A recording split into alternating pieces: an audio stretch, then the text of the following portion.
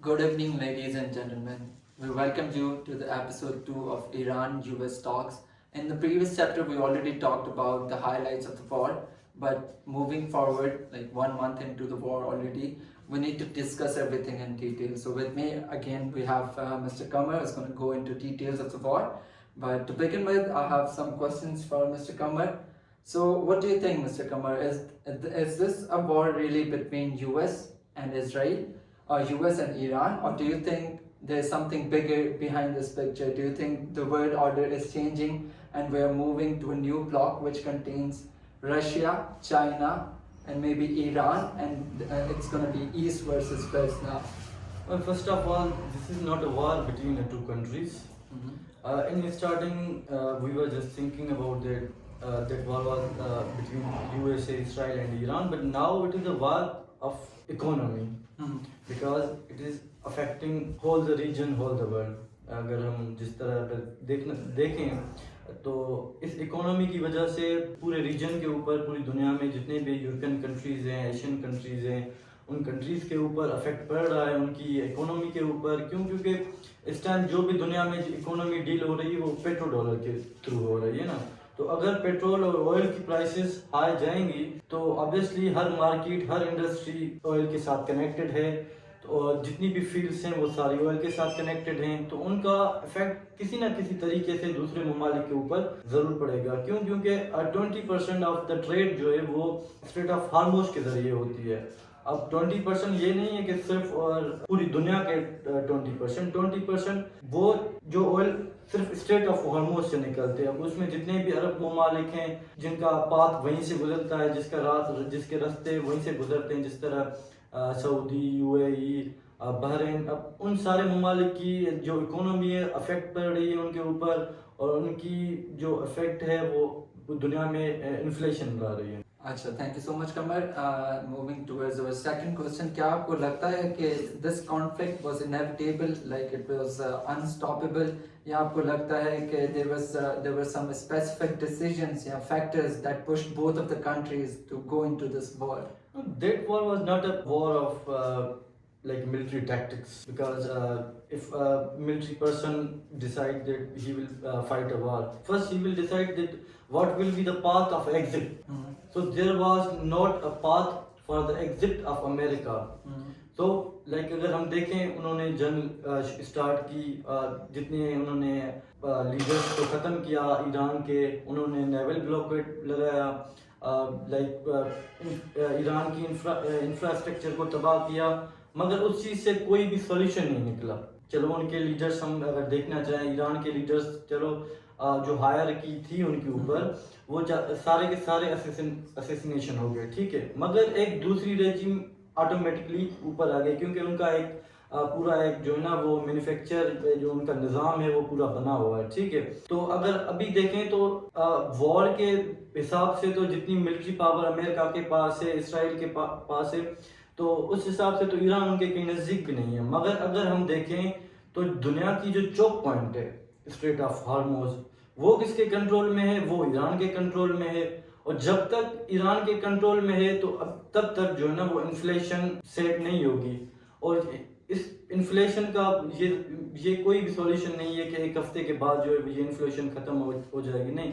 چلو ہم دیکھ سکتے ہیں کہ اگر آئل کی پرائسز کم بھی ہو گئی، ٹھیک ہے، اگر آئل کی پرائسز کم بھی ہو گئی، جو دوسری مارکیٹس ہیں جس طرح رائس ہے، ویٹ ہے، یا جتنی اور فیکٹریز ہیں جن میں ابھی ریشو یا جو ان کی کرنسی ہے وہ ڈاؤن ہو گئی ہے، کسی کی جو نا وہ انفلیشن کی وجہ سے بہت سارے ممالک کی کرنسی ڈاؤن ہو گئی ہیں، بہت ساری انڈسٹریز کی جو پروڈکٹیوٹی ہے وہ کم ہو گئی ہے. سو اس کو سیٹ ہوتے ہوئے ہمیں بہت سارا عرصہ لگے گا. اچھا قمر، مجھے یہ بتائیں کہ ہر وار میں نا there are some players who are always benefiting from the war. آپ کو کیا لگتا ہے کہ اس پرٹیکولر کانفلکٹ میں which countries are actually benefiting from this particular war? دیکھیں دنیا میں سچویشن ہمیشہ چینج ہوتی رہی ہے.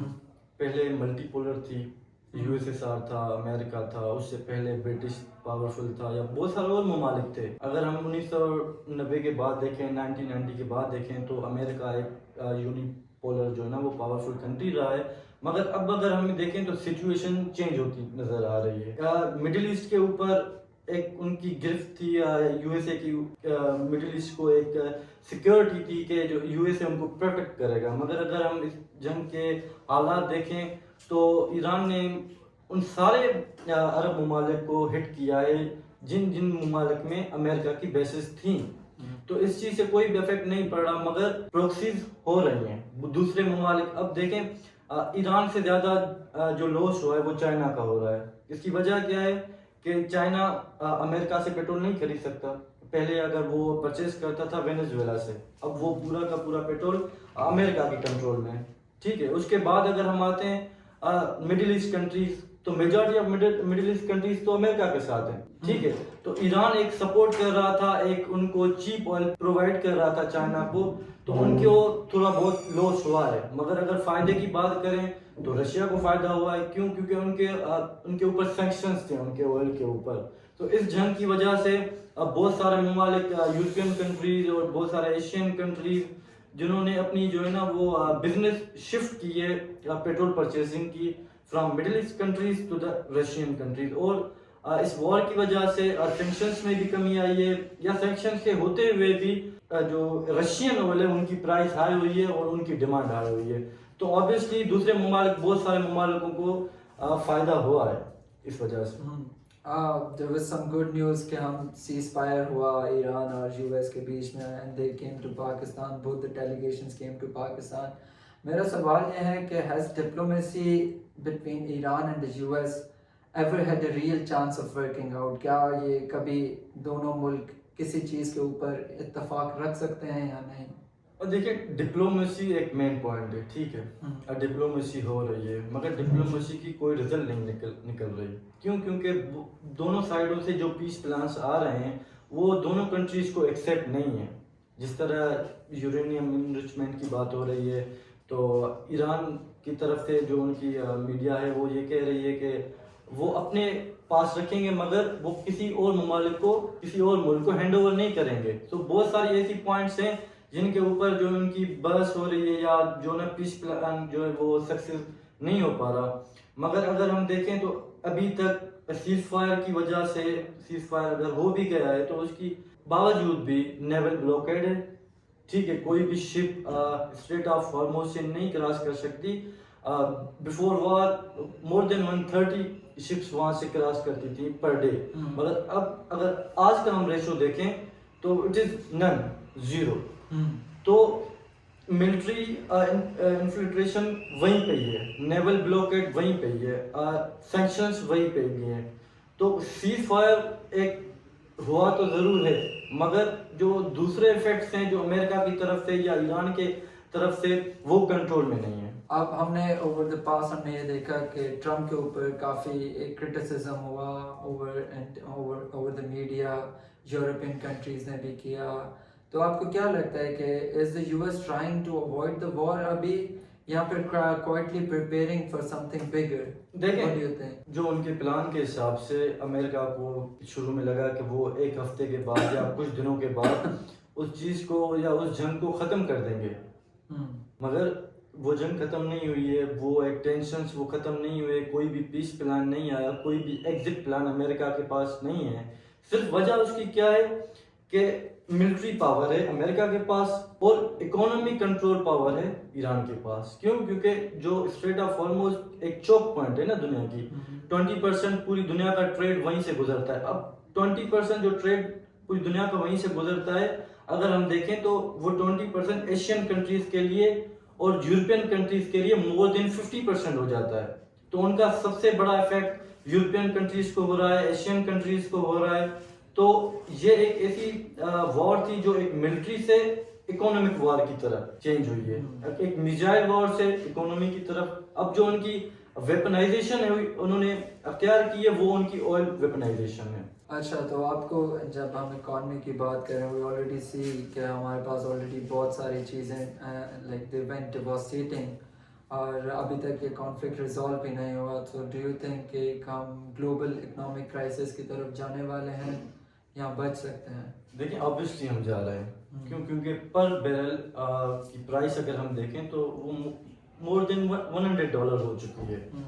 تو اس کا افیکٹ پوری دنیا کے اوپر پڑ رہا ہے. اوبیسلی پاکستان کے اوپر پڑ رہا ہے, اوبیسلی جتنے بھی ریجنس سے ان کے اوپر پڑ رہا ہے. کیونکہ جتنے بھی جو آئل پروڈیوسر کنٹریز تھے, ان کا زیادہ تر جو آئل کا جو پاتھ تھا, جو ان کا اسٹریٹ تھا, وہ اسٹریٹ آف ہارموز سے گزر کے نکلتا تھا.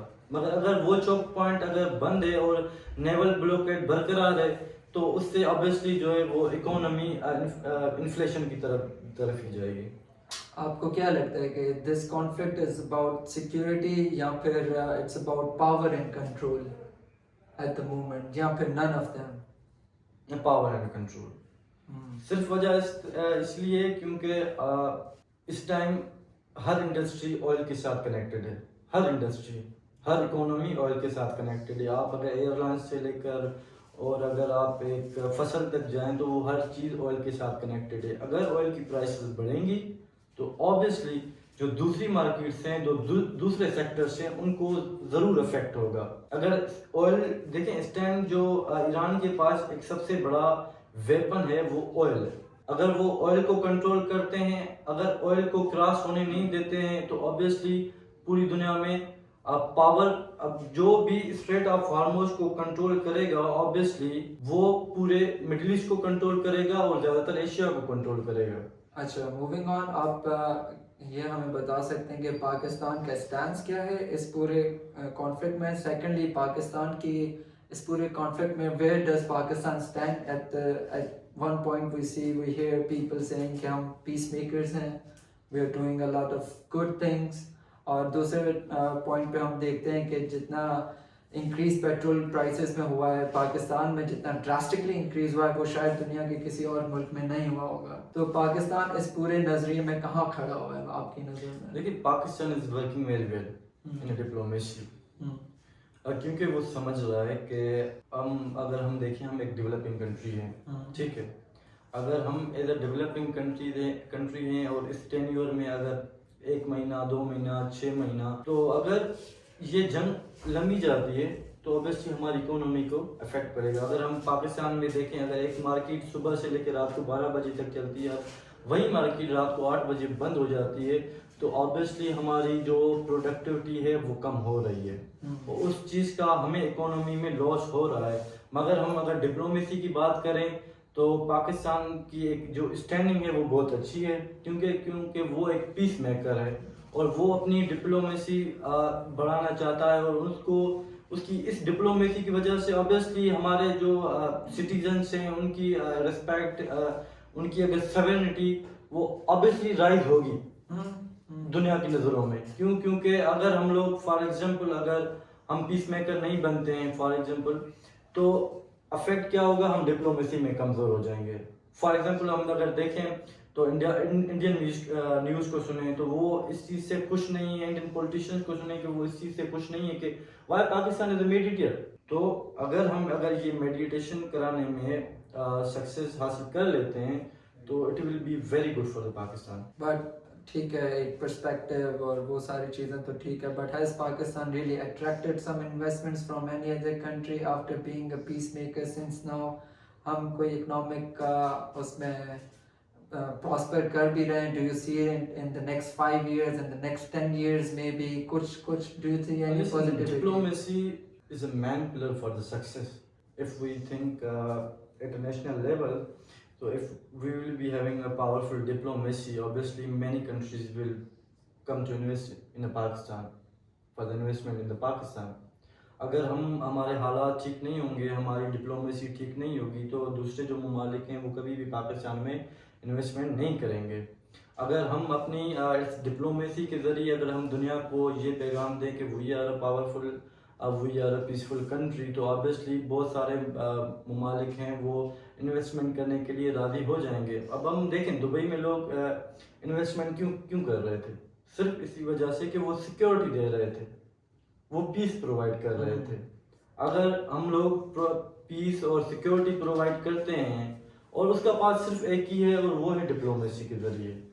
ڈپلومیسی کے ذریعے ہم دوسرے ممالک کے ساتھ اچھے روابط قائم رکھیں گے, تو اس سے کیا ہوگا کہ جو فورن انویسٹمنٹ ہے وہ پاکستان میں ضرور آئے گی. اچھا, thank you Qamar. To conclude ہمارے پاس 1-2 آخری سوال ہیں. آپ کے نظریے میں what do you see, what do you think is a peace deal for this conflict as of now? دیکھیں ہر انسان، ہر پاکستانی یا جتنے جو بھی پیسفل انسان ہے اس دنیا کا، وہ یہی چاہتا ہے کہ دنیا میں پیس قائم رہے. کوئی بھی یہ نہیں چاہتا کہ مہنگائی ہو، انفلیشن ہو، یا جو ہے وہ مطلب کہ جس طرح ایران میں جو ہے نا وہ ایک انہوں نے ایک اسکول کے اوپر بم گرائے، مور دین 150 بچے گرے. تو obviously وہ افیکٹ صرف ایک ملک کے اوپر نہیں ہوگا. جس انسان میں ایک ہیومینٹی ہوگی، جس ریلیجن میں ہیومینٹی کو ترجیح دی جاتی ہے، obviously وہ اس چیز کو افیکٹ کرے گا. تو پیس ضروری ہے، not for Pakistan, not for the Iran, not for the USA, for all over the world. Thank you very much. With this, we'll end our episode today. Thank you for listening, everybody.